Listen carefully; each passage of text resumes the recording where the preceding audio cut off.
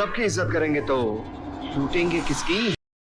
If you are a millennial who grew up watching Bollywood, this line probably gave you just chills. It's particularly profound, but because for an entire generation, this man made us genuinely hate him on screen. उनके clips और reels को देखकर कहती थी इसको कहीं देखा है ना? उन लोगों में से है जो सालों से बॉलीवुड की भूल भुलैया में कहीं गुम हो गए। ऐसा नहीं है कि मैं काम नहीं करना चाह रहा, मुझे काम मिल नहीं रहा। This is Rajat Bedi. In the early 2000s, he was Bollywood's most convincing villain. But here's the thing about Bollywood. It has a tendency to chew up its own and spit them out. And sometimes it takes 20 years and a basketball to bring them back. तो मैं तीसरी push तो वो film industry की। मेरे father grandfather बहुत बड़े film blockbuster फिल्में दी उन्होंने। मेरे दादा बहुत बड़े लेखक थे। इन दोनों को खो गया जब मैं 9, 10, 11 साल का था। तो कोई सपोर्ट सिस्टम नहीं था बचपन से, मतलब मम्मी हाउसवाइफ थी, तो grew up without support advice, मतलब एक फादर जैसे पिलर नहीं होता है, राइट गाइडेंस, राइट चीज। When did you start? बात थी जब मैं 18 साल का था। I didn't know what to do. Ramesh Sippy जी को मैंने ज्वाइन किया तो मम्मी ओनली सेड। फिर शाहरुख के साथ फिल्म शुरू हुई, जमाना दीवाना। मैं 2 साल शाहरुख के साथ था। मेरा पेट नेम टाइगर रखा गया था क्योंकि मैं नया था पर चिल्लाता बहुत था सेट के ऊपर। देखा करता था यार एक्टर बनते कैसे हैं। I wanted to model. You were a very big model. उस वक्त मुझे ये नहीं पता था कि how do you enter the field. और फिर उसी वक्त एक पेपर में एक बहुत बड़ा एड आया। They started a show called Manhunt International. 21 में this ad had come out. मैंने जाके कहा ma'am I also want to participate but ना मेरे पास फोटोग्राफ्स, मेरे पास कुछ दिखाने के लिए। अब जिसको मॉडलिंग करना है उसके पास एक पोर्टफोलियो होता है। सारी चीजें होती हैं। She was so sweet, she said, she looked at me, I like you. She called up Ashok सेलियन, उस टाइम बहुत बड़ा फोटोग्राफर था। अभी भी अशोक सेलियन बहुत बड़ा मॉडलिंग एंड फिल्मों में भी बड़े स्टार्स को शूट करता है। She sent me to him, photo session कराई and she got me into the show. मैं तो बड़ा खुश कि यार अब I don't care about winning the show, मगर मेरे को इंडस्ट्री वाले देखेंगे, शायद मुझे कोई एड फिल्म मिल जाएगा, शायद छोटा काम मिल जाएगा। I was so excited about that. तो the final day of the show जब हो रहा था तो वहाँ पर the first prize was a car. Car. It was a beautiful Jeep. It was a mind-blowing Jeep. And then जो जीतेगा उसे ऑस्ट्रेलिया भेजा जाएगा तो वर्ल्ड फाइनल के लिए। पर सर उस रात को पता नहीं क्या मैजिक हुआ, क्या जादू हुआ। 3 से लेकर 2-1 I won the show, the whole show. Overnight मेरी लाइफ बदल गई। जो फिर फिल्मों की ऑफर आने लग गई, फिर मेरा कारवां शुरू हुआ। जो पहली फिल्म टाइम ऑडियो वीडियो की पहली फिल्म मिली 2001। क्या बात।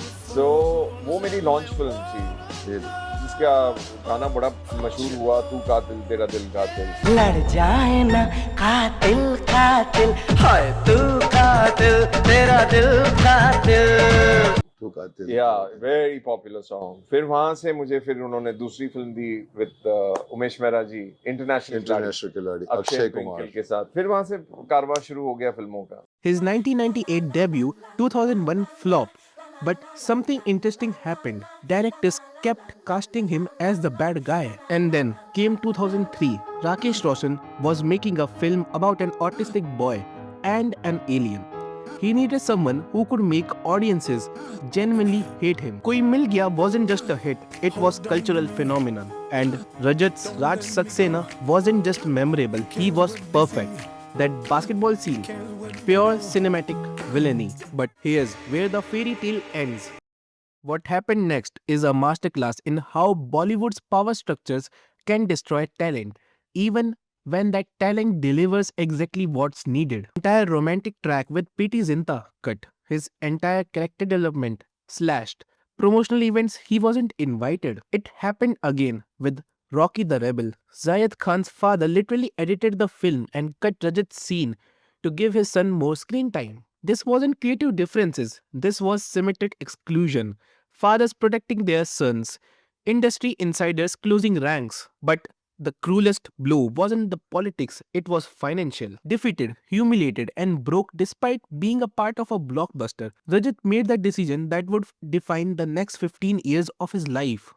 एक्चुअली मैं एक्टिंग छोड़ के कनाडा भी चला गया। मेरा कनाडा जाने का रीजन ये था कि मैं बड़ा मायूस हो गया था। एक पॉइंट आ गया था मेरे करियर में जहाँ पर मुझे ऐसा लग रहा था कि ये क्या कर रहा हूँ मैं, हाउ विल आई ग्रो। मतलब ये था कि यार फिल्में मिल रही है, नाम बन रहा है, वो सब ठीक है यार, पर घर भी तो चलाना है। आई वाज लाइक, और मेरा जो विद गॉड्स ग्रेस मेरा उठना बैठना बहुत बड़े हाई सोसाइटी में।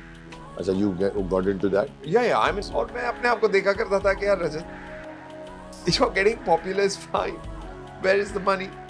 सो मेरे दो ऑप्शन थे, या तो मैं ये पॉज ले लूं यहाँ पर और टेलीविजन करूं, जो मुझे ऑफर आ गई थी बालाजी से। Ekta wanted to launch me television. या मेरा दूसरा ऑप्शन था कि कुछ ना कर, कनाडा चले जा, start life. Started real estate development. Real estate. As a, like, I actually started developing properties. Because my wife was an architect and interior designer. तो और भी तो अच्छा मुझे ये इतना कॉन्फिडेंस था कि इसे घर बनाना आता है, पैसे मुझे ऑर्गेनाइज करने, बेचना मैं करूँ। हाँ, पैसे लगाना और बेचना वो मेरा काम है। घर का पूरा डिजाइनिंग आर्किटेक्चर ये समझ लिए तो I will go in the right track. और लकीली वो जो ट्रैक पकड़ा तो विद गॉड्स ग्रेस चल पड़ा, and that was earned money enough. So money. नहीं, उधर earned a lot of money. Did very well. Then bad partnerships happened, lost it all. तो ये कारवां चलता गया, अप डाउन वहां भी चलता गया एज अ बिजनेसमैन। बट उस दौरान मैं पिक्चरें बनाने लग गया, पंजाबी, पूरा पंजाबी कम्युनिटी है, तो मैं लोगों के साथ जुड़ के ना, बिकॉज पैशन फिल्मों का जाता नहीं, and when you are away from the industry आप और मिस करते हो इंडस्ट्री को। Definitely, you will miss your roots. Once an actor, always an actor। और वहां पर मुझे रियलाइज हुआ ज्यादा कि मैंने गलतियां क्या की इंडस्ट्री में। और वो पूछते हैं कि अच्छा, ये मुझे बड़ा चुभता था, सर आप यहाँ क्या कर रहे हो कनाडा में, आप पर्दे के आगे होने चाहिए, यहाँ क्या कर रहे हो। और मुझे इतनी शर्म आती थी कि बोलता था यार, I have been wanting to come back ever since to act, but I said how do I come back, क्योंकि मैंने ब्रेक तो ले लिया, लोगों को लगा ये तो काम छोड़, अब वापस एक्सेप्ट कैसे करेगी ऑडियंस। तो फिर मैंने प्रोड्यूस करना शुरू किया, और प्रोड्यूस करते करते मेरी अभी हाल ही में पंजाबी फिल्म जो प्रोड्यूस भी की है और एक्ट भी की है, वो 17 फरवरी को रिलीज हो गई, did very well. Golgappe title था उसका।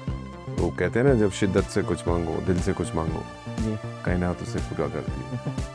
तो 15-20 साल से मांग ही रहा था, कोई दे नहीं रहा था, मगर एक एंजल आया मेरे लाइफ में जिसका नाम है आर्यन खान। मुझे सीरीज के बारे में बिल्कुल पता नहीं था, और आर्यन मुझे ढूंढ रहा था कि रजत बेदी कहाँ है, और उस वक्त मैं कनाडा में था, और उसकी प्रोडक्शन टीम मुझे ढूंढ रही थी। तो कुछ कनेक्शंस के थ्रू मुझे कनाडा में फ़ोन आया कि शाहरुख का बेटा मिलना चाहता है।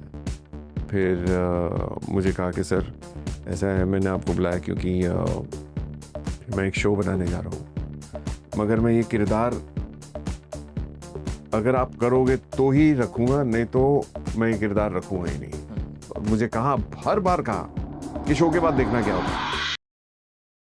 एंड फिर आया वो कमबैक जिसने छोटे से सीन से ही तहलका मचा दिया था। तो अभी आर्यन खान की बैड्स ऑफ बॉलीवुड, जिसके लिए हम एक्साइटेड थे और मैंने देखी भी, एंड ये अभी का बॉलीवुड में सबसे बड़ा प्रोजेक्ट है। Ladies and gentlemen, I am back!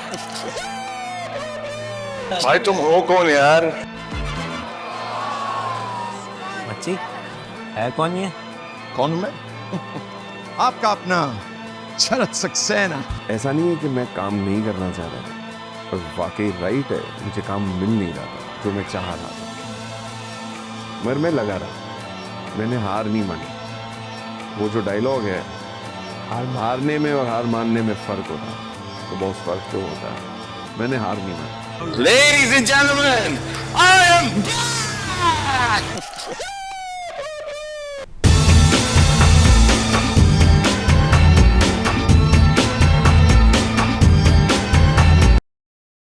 पहचाना? Yeah! वो जज शरद सक्सेना, yes!